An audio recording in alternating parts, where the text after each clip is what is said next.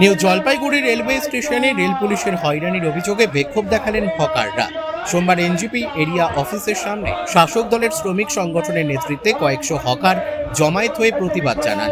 নমস্কার, আমি উৎপল পোদ্দার, জাজবাত 24 বাংলায় আপনাদের স্বাগত।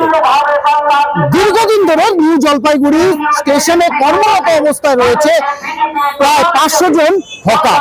তাদের আইডেন্টিটির দাবিতে দীর্ঘদিন ধরে আন্দোলন করে আসছে শাসক দলের শ্রমিক সংগঠন, কিন্তু কোন রকম ভাবে তাতে কর্ণপাত করতে নারাজ রেল কর্তৃপক্ষ। এখানে 500 হকার আছে এনজিপিতে।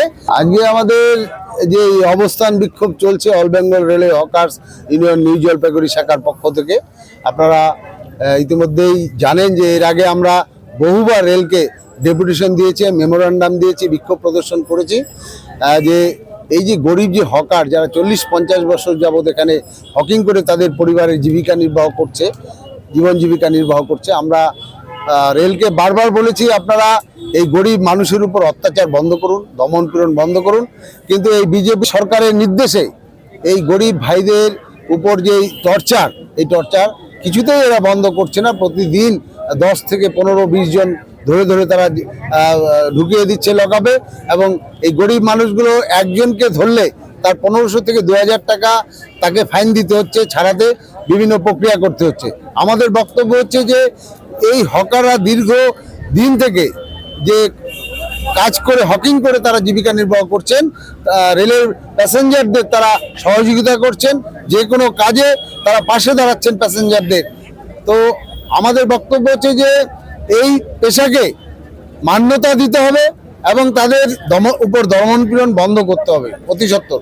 তাদের অভিযোগ, স্টেশনে প্রায় 500-র বেশি হকার কাজ করলেও বৈধ পরিচয়পত্র না থাকায় রেল পুলিশ মাঝে মধ্যেই আটক করে জেলে পাঠাচ্ছে এবং মুক্তির জন্য প্রায় 2000 টাকা জরিমানা দিতে হচ্ছে।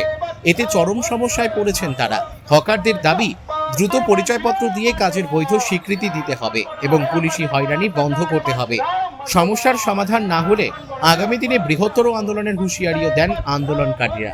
রেলকে আমরা বারবার বলছি তাদেরকে একটা আইডেন্টিটি কার্ড দেওয়া হোক বা যে কোনো একটা পন্থা বের করা হোক, যাতে কিনা এই গরিব মানুষগুলো তাদের পেশায় নিযুক্ত থাকতে পারে। আজকে আমরা এই অবস্থান বিক্ষোভ করছি, আমরা আগামী দিনে আরো বৃহৎ আন্দোলন গড়ে তুলব এবং এই আন্দোলন ধারাবাহিকভাবে আমাদের চলবে।